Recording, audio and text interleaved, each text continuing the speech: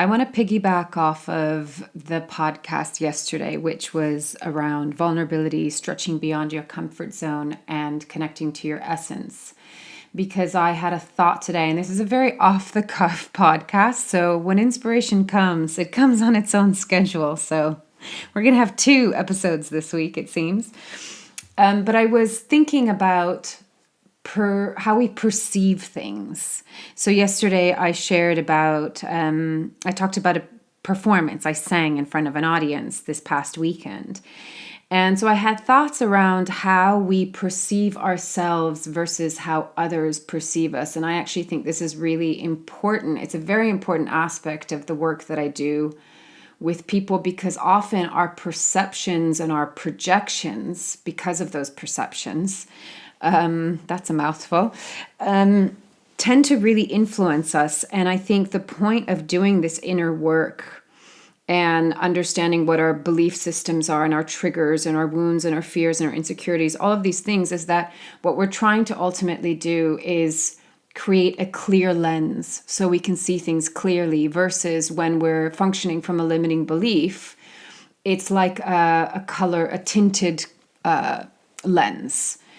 So I want to talk about this today because I think it's a really important topic, and I want to, again, relate it to the experience I had this weekend. So that's what we're going to talk about today.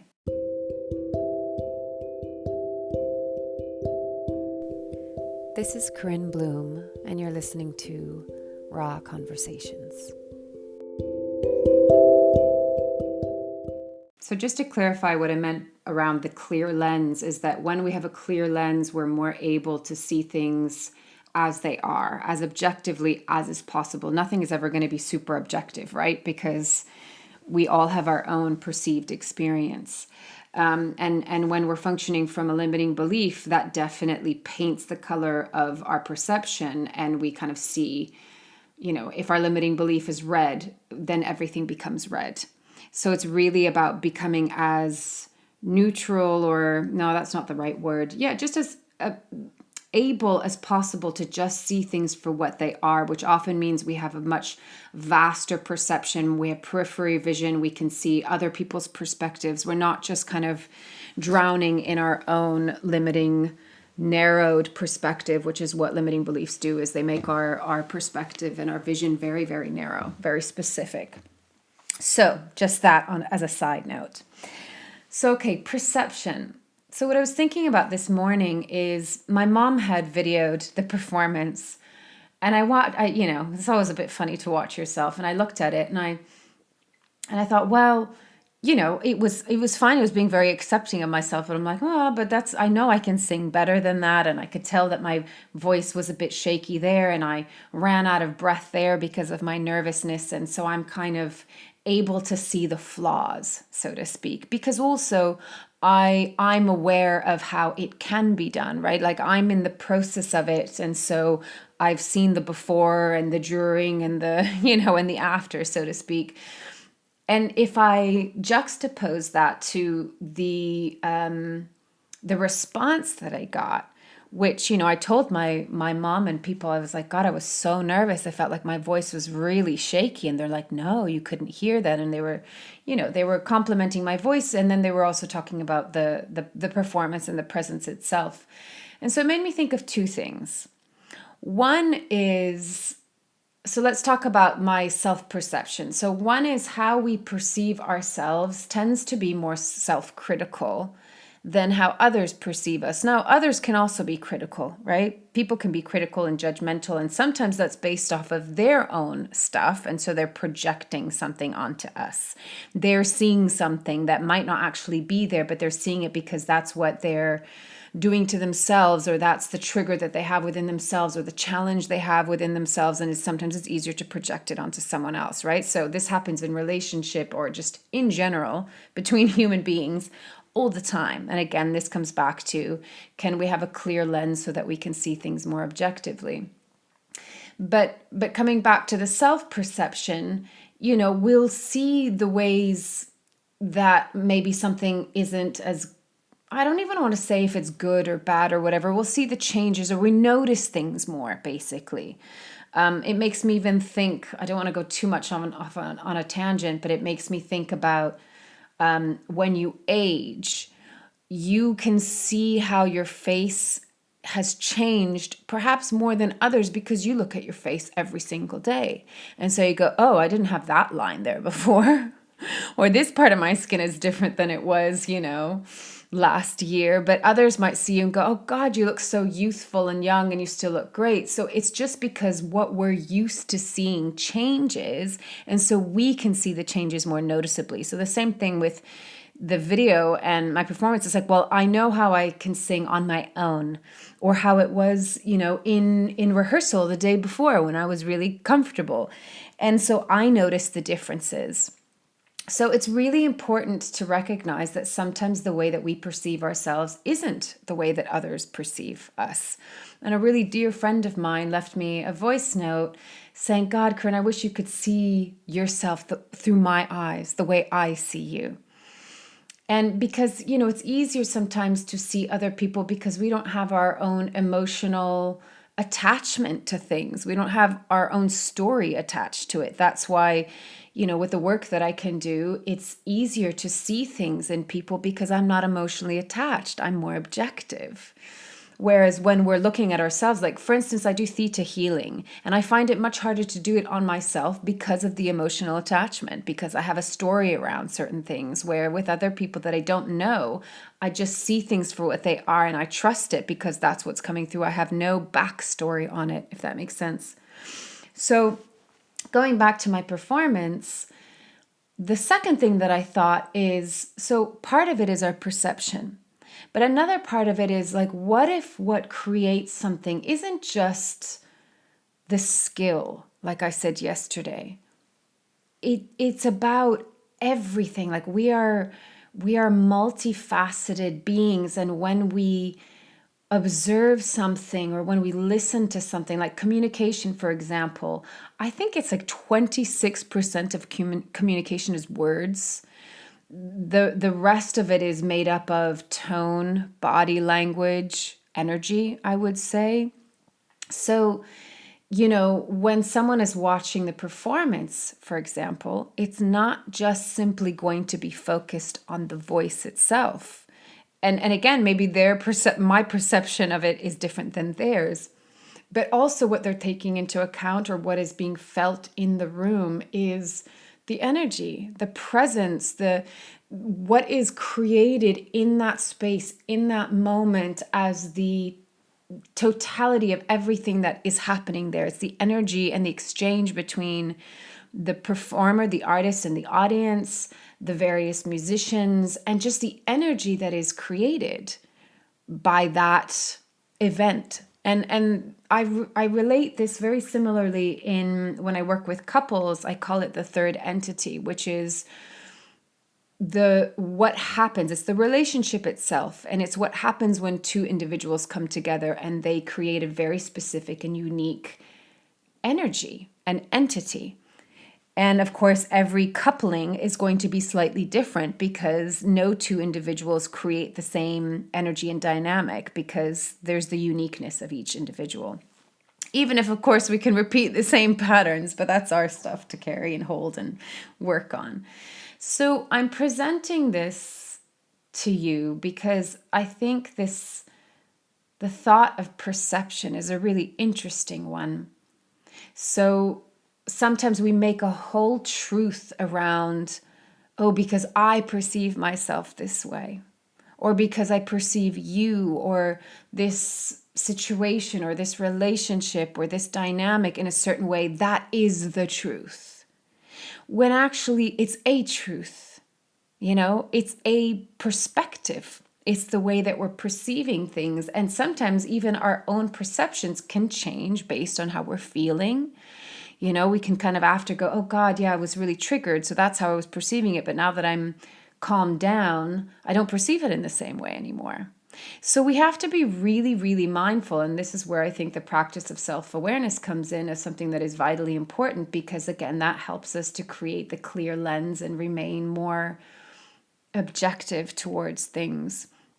And so I'm sharing this with you because if you go into a kind of perception of yourself, and especially if that perception is then followed by judging yourself or criticizing yourself or putting yourself down, and it brings you into a really bad state, question it. Like, go, is this true? Is this really true? Or am I perceiving this in a certain way that actually is really unsupportive of myself? Because, what can also happen is like, how do I want to communicate this? Sometimes we can be so attached to our perception. So I'll give an example. This wasn't true for me because I've learned how to, so after the show, and I thought, oh God, that was a bit shaky. Like, how is it going to be perceived? When I received the feedback, and I received really positive feedback, I really allowed myself to just take it in and to really enjoy it and be grateful and be humbled by it. And because when I was younger, I think I was too humble, or I was still kind of in my not good enough. So I would kind of hear it, but maybe my story within my own mind would be louder. And so I've learned as I've grown older, and I've done a lot of the inner work, although it continues, is I've really just allowed myself to receive it. And that's another thing, is to really open ourselves up to receiving something. Is a beautiful thing, because we also give the opportunity to another to be generous and to share, because they had an experience as well. So it's like, why would we want to take that away from them? But let's say, as an example, let's say I was really in the story of I'm not good enough and I'm a failure and I'm not worthy, and I was in a place of lack of self-worth, as an example. I could have heard the feedback and gone, no, I don't believe it. Because what I experienced was I wasn't good enough. I could have done better. I wasn't perfect. Or I go back and look at the video and go, oh God, no, that wasn't very good. Like, what are people thinking? Right? So I could make a whole reality based on a story that is focused on a limiting belief that I'm not worthy. And then that creates a whole reality and experience and an emotional experience, which may, like if I follow that thread, may lead me to go, oh, I'm never going to do that again. So do you see how important perception is of ourselves, first and foremost? Because if we can have a clear lens with ourselves, then we can have a clearer lens with others. I see it so often that, in this kind of new age dating realm, like I see the younger generation, and well, it's not just the younger generation, but primarily the younger generation are used to kind of dating via text or dating via apps and whatnot. And it's a very, very different terrain than, say, when I was younger and, used to meet someone in the flesh, and, you had to deal with kind of communicating with them on the phone or in person. There were no such things there wasn't texting. And so through texting, there's a lot of misconception. You can perceive tone in a different way. You can perceive, oh, they haven't responded to my message immediately, and so therefore that means this and that and the other. And we can make whole stories around it and whole emotional responses to that story, and create a hell of a lot of suffering and pain. So our perception is really, really important. And the invitation is to always come back to a place of, as I said yesterday, come back to a place of love as the container that can hold your experience. So even if you do have, questions or insecurities or fears or doubts, or the limiting belief does arise, the wound does arise, can you hold it and be with it and be really, the practical part of me comes in and goes, is that true? Like, let's really look at that. Am I making a story about this? Or even if there's truth in, like, oh, okay, I'd like to work on that, but can you do it in a loving way that's not judgmental? So I'm just posing this as, food for thought. You can go and see what you think about it and contemplate on it and see how that pertains to your experiences, and bring awareness into your future experiences. And just as an invitation to be aware, be self-aware of how you perceive things. And notice sometimes the difference between your perception and the feedback that you're getting from other people. And sometimes that can work the other way around, right? Like I said in the beginning, someone could really project something onto you, and you might go, yeah, no, that doesn't feel right for me. That doesn't feel true for me. Like that feels like a projection. Like you're projecting that onto me. That's actually your stuff. And I don't mean that in a way of like, oh no, I can't take any kind of criticism, so I'm just gonna, I know spiritual people can do that. Oh, that's just you're spiritually projecting on me right now. Where actually, like, sometimes you really do need to take self-responsibility and own your shit. So again, all of this is held in the container of love, with self-awareness as the guide, really, because the more that we can be self-aware in the lap of love, which means we're being kind and gentle to ourselves, the more able we are to be self-responsible and really sovereign and really empowered and connected to who we are authentically. And I think from that place, it's life becomes, I don't know what the right word is. I don't want to say easier, more manageable, more supportive. That's the word. It becomes more supportive because we're present with ourselves and we're not getting caught in a story that might actually create unnecessary suffering. So I hope that makes sense. And yeah, I'll leave it at that for now. So just maybe bring awareness. How do you perceive yourself? How do you perceive others? How do you perceive your experiences? And, if you can be in a state of love with yourself, what do you notice about it? What do you learn? Yeah, food for thought. Take it or leave it, as always. And loving you from afar.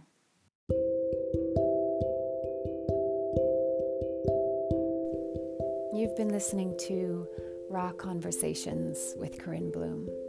Thanks so much for showing up, listening in, and being a part of the conversation with me.